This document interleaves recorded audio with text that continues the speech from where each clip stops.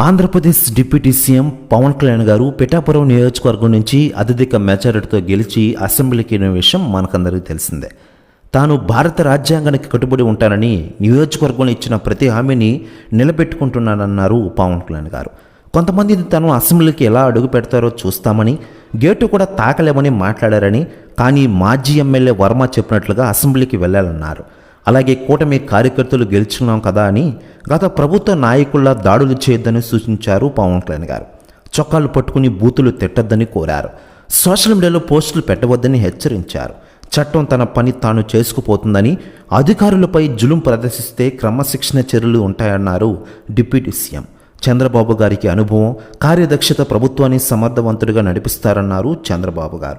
చంద్రబాబు తాను ఆర్థికంగా లోట్లో ఉన్న రాష్ట్రాన్ని ఎలా బయటకు తీసుకురావాలో ఆలోచన చేస్తామన్నారు పవన్ కళ్యాణ్ గారు. ఇలా పవన్ కళ్యాణ్ గారు ఆంధ్రప్రదేశ్ డిప్యూటీ సీఎంగా రాణిస్తున్న విషయం మనకందరికీ తెలిసిందే. మరోవైపు పవన్ కళ్యాణ్ గారిని కలవడానికి ఇతర మాజీ నాయకులు కూడా వెయిట్ చేస్తూ ఉన్నారట. గత ప్రభుత్వంలో పవన్ కళ్యాణ్ గారిపై నోటి దురుసు ప్రవర్తనతో చెలరేగిన మాజీ మంత్రులు ఆయన కలవడానికి వస్తున్నారట. అందులో రోజా గారు కూడా ఉన్నారట.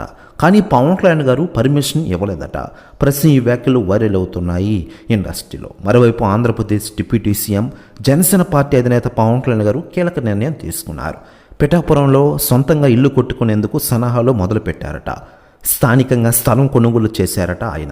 బుధవారం రిజిస్ట్రేషన్ కూడా చేయించుకున్నారు. పిఠాపురం మండలంలోని భోగాపురం, ఇల్లింద్రాండ్ర రెవెన్యూ పరిధిలో 1.44 ఎకరాలు ఒకటి, 2.08 ఎకరాలు మరో బిట్ స్థలం తీసుకున్నారట జనసేన అధినేత పవన్ కళ్యాణ్ గారు.